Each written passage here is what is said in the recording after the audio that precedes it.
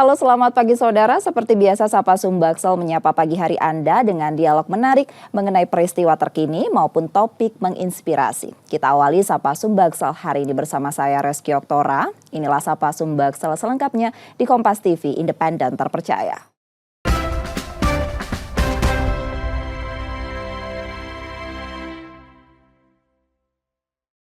Selamat datang bulan Ramadan, bulan yang selalu dinantikan oleh seluruh umat Islam di seluruh dunia. Di bulan ini kita akan melaksanakan ibadah puasa selama 1 bulan penuh.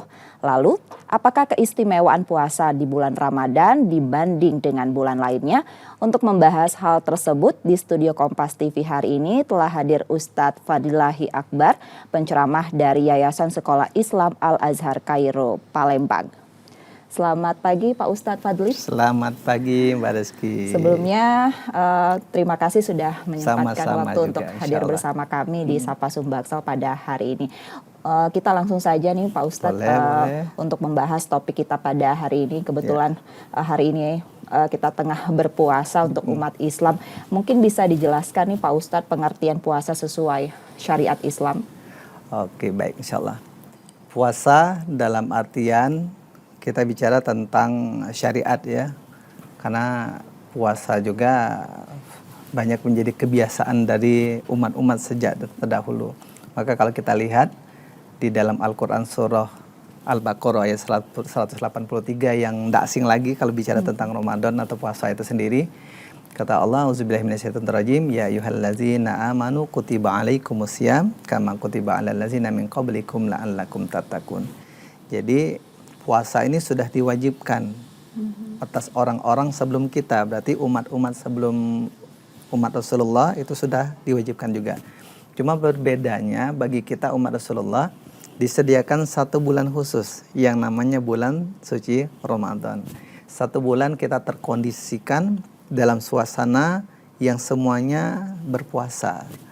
Dan ini bukan hanya sekedar menahan lapar dan dahaga saja, tapi dengan puasa ini kita berlomba-lomba untuk meraih keutamaan menuju derajat yang kata Allah di dalam Al-Quran tadi, la'allakum tattaqun, untuk menuju pribadi yang bertakwa kepada Allah Subhanahu wa taala. Ngomong-ngomong tentang takwa atau apa? Takwa itu kalau kita bicara tentang takwa, menjalankan perintah Allah, menjauhi larangan Allah. Karena kita manusia 1 bulan, 2 bulan, bisa jadi mungkin masih istiqomah kita untuk jaga ketaatan. Tapi dengan berbagai ujian-ujian di kehidupan ya, membuat kita menjadi lalai. Sampai akhirnya kita pun lupa dengan hakikat diri kita sebagai hamba Allah. Lalai dalam hal ibadah dan sebagainya. Maka Ramadan Allah hadirkan untuk menggiring kita kembali. Kenapa puasa yang dipilih? Karena puasa itu menahan diri ya, menahan diri. Makan itu halal nggak Mbak Reski? Halal ya, halal. Tapi ketika pas bulan Ramadan itu menjadi sesuatu yang tidak boleh, diharamkan, membatalkan puasa. Jadi sejatinya Ramadan itu, puasa Ramadan mendidik kita, melatih yang halal saja mampu kita tahan, apalagi yang haram. Mungkin itu insya Allah. Lantas nih Pak Ustadz, puasa dalam Islam mungkin bisa disebutkan macam-macamnya nih Pak. Puasa dalam syariat Islam cuma ada 2, puasa wajib, puasa sunnah. Puasa wajib diantaranya puasa Ramadan yang paling utama. Ada juga yang menjadi sesuatu yang wajib puasa itu. Salah satunya ketika Mbak Reski punya nazar, puasa nazar maka wajib dibayar. Nah kalau untuk puasa ataupun mengkodok puasa bagi wanita kan pasti dalam Ramadan tidak akan pernah full, pasti ada kalanya bolong dan tidak maksimal, tidak penuh puasanya, maka itu wajib juga dibayar kodok puasanya. Itu puasa wajib. Kemudian ada puasa-puasa sunnah, puasa sunnah. Maka kalau kita bicara tadi umat yang terdahulu, salah satunya umatnya Nabi Daud. Maka Nabi Daud sendiri membiasakan ada 1 puasa, sehari puasa, sehari tidak. Kita kenal dengan puasa Daud. Nah puasa Daud itu berat ya. Kenapa beratnya kira-kira?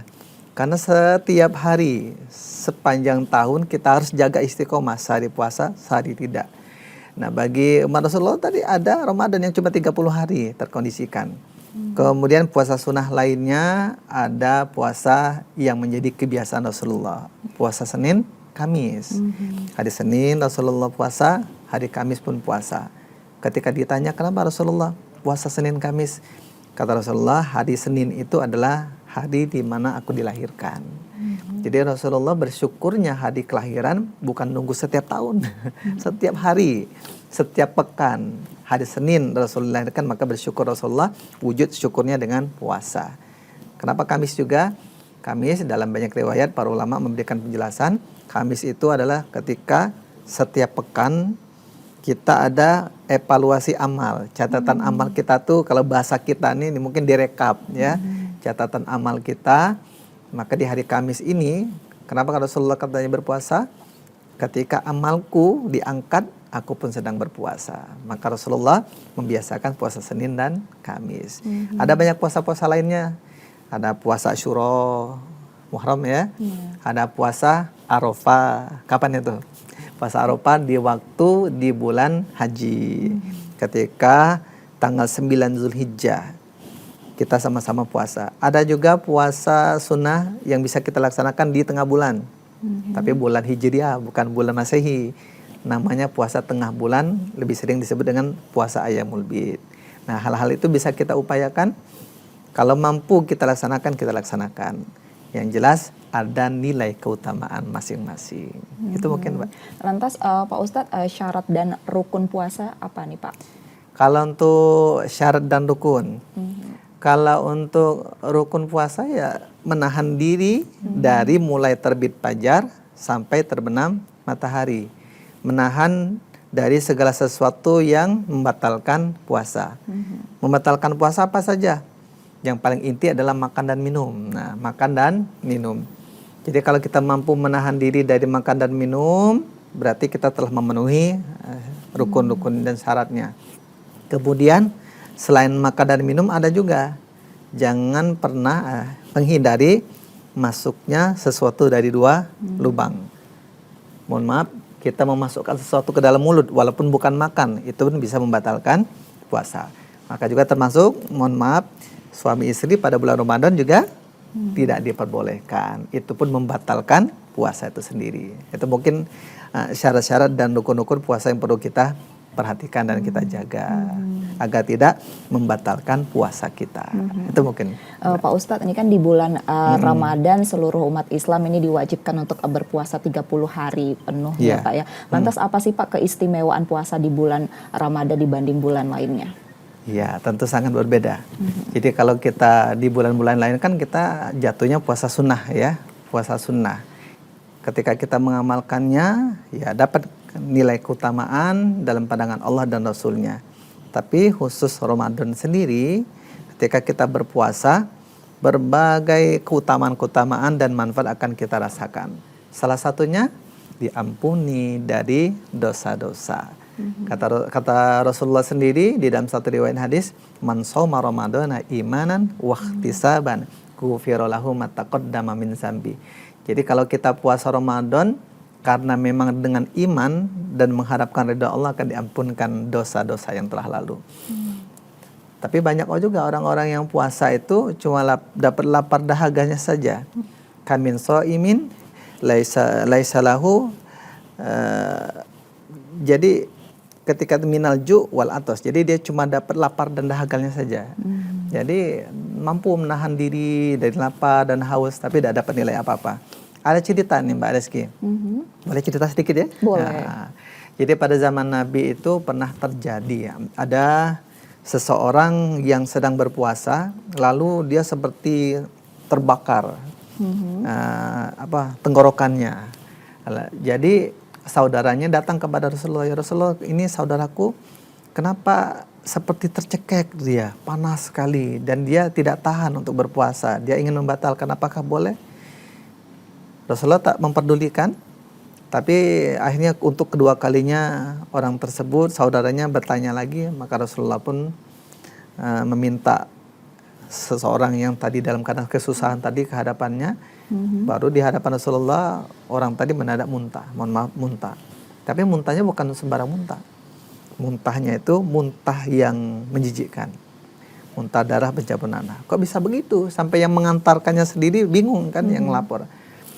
Kata Rasulullah, inilah gambaran orang-orang yang dia berpuasa mampu menahan diri dari yang halal, makan halal mampu dia tahan, tapi tak mampu menahan diri dari yang haram. Apa yang haram? Bergibah, kan, menggunjing. Bahkan kalau kita lihat di dalam Al-Quran, kata Allah, ketika seseorang hamba, seorang manusia itu menggunjing saudara muslimnya, itu bagaikan memakan bangkai saudaranya sendiri. Jadi wajah digambarkan tadi dengan muntah darah bercampur nanah, bangkai yang dimuntahkan. Ya, nauzubillah min dzalik. Itu mungkin Mbak Rizky.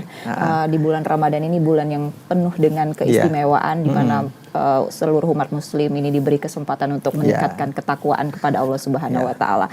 Usai jeda saudara, kami akan kembali lagi. Tetaplah di Sapa Sumbaksel.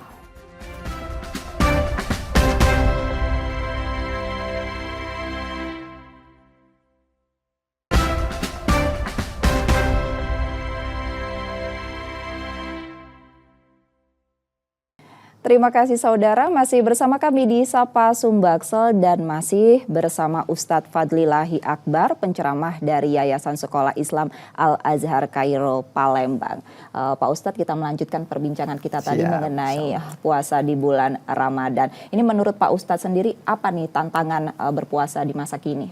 Ya, jelas kondisi sekarang ini membuat ya masyarakat yang berpuasa memang agak lebih ekstra ya tantangannya. Yang paling dominan itu ujian dari menahan lapar dan haus tadi. Kalau masa dulu, masa-masa kita masih kecil ya, itu ingat sekali kalau memang lagi puasa, jualan-jualan makanan minuman tuh hampir jarang terlihat kan. Yang punya rumah makan beneran tutup. Kalaupun ada yang buka benar-benar rapat ditutupnya. Jadi istilahnya itu kalau melihat orang yang sedang berbuka tuh cuma kelihatan betisnya aja. Kenapa? Ditutup rapat jadi betisnya kelihatan di bawah, cuma kelihatan. Nah, kalau kita lihat di posisi sekarang ini, pusat-pusat pembelanjaan, tempat-tempat makan yang semakin banyak, belum lagi yang pedagang keliling kan, itu juga akhirnya membuat orang-orang yang berpuasa kondisi sekarang ini harus benar-benar menahan diri dari hal-hal yang membuat dia harus membatalkan puasanya. Nah, itu belum lagi dengan kondisi yang lain, itu dalam hal makan dan minum. Belum lagi dalam dunia aktivitas sekarang ini. Kalau dulu kan orang-orang tidak terlalu banyak yang bekerja. Kalau sekarang rata-rata bekerja. Mbak Rizky juga kan full ya. Dan itu mau tidak mau akhirnya membutuhkan energi yang ekstra. Bagaimana kalau kita mensiasati kita yang sedang bekerja, ya tentunya kita tetap harus berpuasa. Karena mau tidak mau, ini adalah kewajiban. Kalau kita tidak berpuasa, tentunya kita tidak mendapatkan kemuliaan. Tidak mendapatkan nilai-nilai sebagai seorang hamba yang taat kepada Allah. Jadi dalam tantangan yang sekarang ini ya berusaha semaksimal mungkin. Kalaupun akhirnya tidak mampu, ya itu di luar dari keadaan, tapi tetap harus berusaha dulu. Itu mungkin Mbak.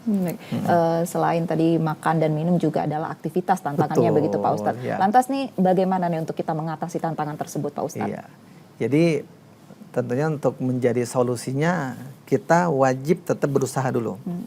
Karena yang paling terlihat ini yang pekerja-pekerja di lapangan itu ya, memang kita tidak pungkiri yang butuh tenaga ekstra, yang seperti butuh tenaga, butuh.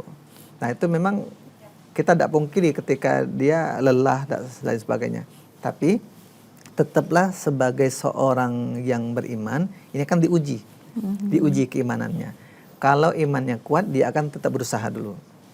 Kalau imannya lemah, ya begitu banyak orang-orang yang begitu gampangnya tidak puasa. Nah, sekarang yang kita bisa antisipasi adalah kita pokoknya puasa dulu. Maksimalkan sahurnya. Nah, kan kalau sahurnya tadi cuma makan dan minum yang ala kadarnya, ini maksimalkan. Ada vitaminnya, ada proteinnya, ada buahnya, segala macam. Maksimalkan sahurnya. Setelah menjalankan aktivitas yang berat, ternyata masih nggak kuat juga, ya sudah apa boleh buat. Kita akhirnya Ya, mungkin kalau ukuran tidak mampu itu kan kalau sudah sampai mungkin keliengan ya, sampai mau pingsan itu kan, itu berarti sudah batalkan. Tapi kalau sampai akhirnya tidak ada usaha, sudah diniatkan dari awal nggak puasa, tentu akan menjadi sesuatu kesalahan yang besar. Ini yang sudah Pak Ustadz bahas di awal tadi adalah salah satu yang tidak diterima saat berpuasa itu adalah bergibah, gitu kan? Iya, iya. Lantas apalagi nih Pak yang membuat puasa tersebut tidak diterima? Oke, yang jelas yang membuat puasa itu tidak diterima karena tadi dia dapat cuma lapar dan haga, tentunya ketika dia tidak menjalankan ketaatan sepenuhnya.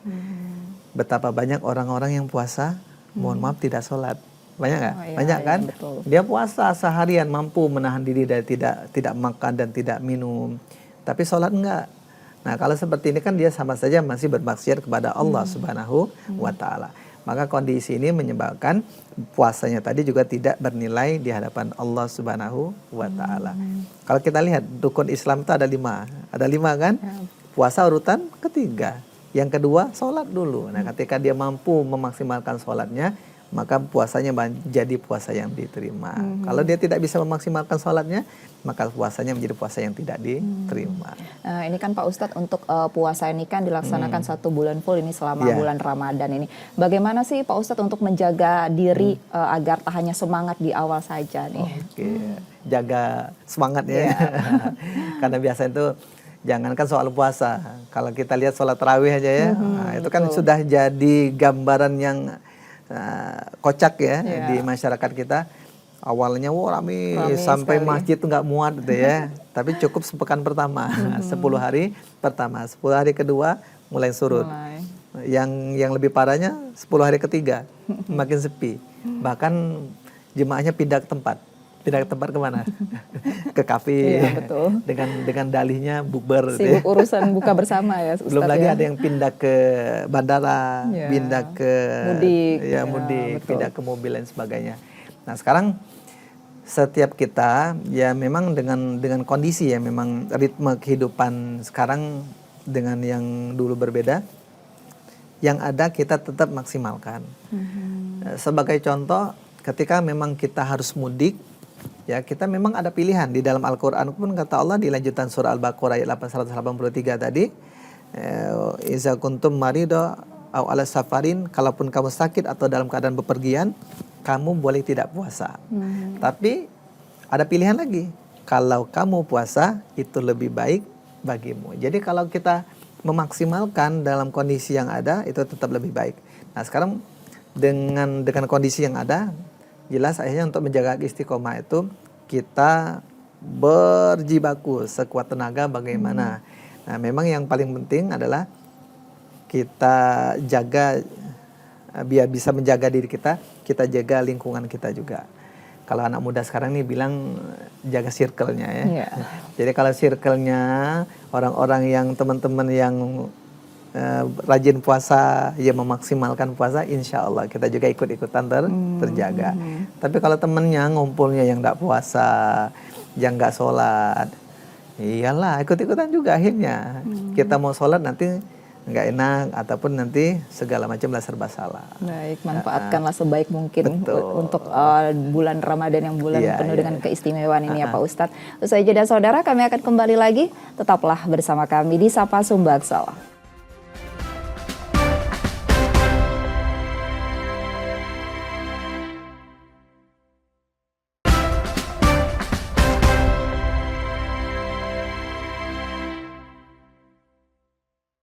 Terima kasih saudara, masih bersama kami di Sapa Sumbaksel dan masih membahas soal puasa di bulan Ramadan bersama dengan Ustadz Fadlilahi Akbar, penceramah dari Yayasan Sekolah Islam Al-Azhar Kairo Palembang. Pak Ustadz, ini yang menjadi tren saat ini adalah intermittent fasting nih. Bagaimana menurut Pak Ustadz sendiri nih? Oke. Ini tren generasi sekarang ya. Generasi apa? Gen Z. Gen Z ya. Jadi memang ya, ada juga yang pernah bertanya seperti itu. Jadi apakah sama? Jelas berbeda. Karena apa? pola yang ada, pola yang dibuat itu kan ya memang macam-macam ya. Ada yang 18 jam, ada yang bahkan lebih dari itu. Ya pemula-pemula mungkin berapa jam.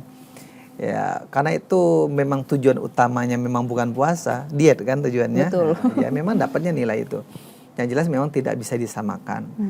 Yang jelas puasa bagi kita sebagai seorang muslim itu selain memang sama sepertinya seolah-olah dengan intermittent fasting tadi sama menahan diri dari makan dan minum, tapi kan dia dalam posisi tertentu ada juga yang cuma tidak makan nasi kan, tapi intermittent fasting ini masih minum kan, masih minum. Berarti kan tidak sama, berbeda.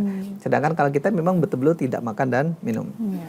Nah jelas dalam kondisi itu tidak bisa disamakan, apalagi puasa bagi kita seorang muslim punya nilai tersendiri karena itu adalah bentuk ketaatan kita kepada Allah. Ketika melaksanakannya bernilai ibadah. Kalau itu cuma dapat dietnya. Jadi ada jemaah bertanya, Ustaz, saya mau pilih intermittent fasting atau saya puasa sunnah Senin Kamis? Ya jelas puasa Senin Kamis. Karena puasa Senin Kamis bernilai ibadah, intermittent fasting tidak bernilai apa-apa. Hanya bernilai diet saja. Betul ya Pak Ustadz.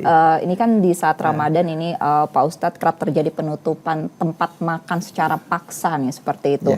Yang buka pada waktu siang hari. Menurut Pak Ustadz sendiri seperti apa Pak? Menyikapi itu sebenarnya kembali kepada personal masing-masing. Baik itu sebagai pemilik rumah makan ataupun yang melakukan penutupan.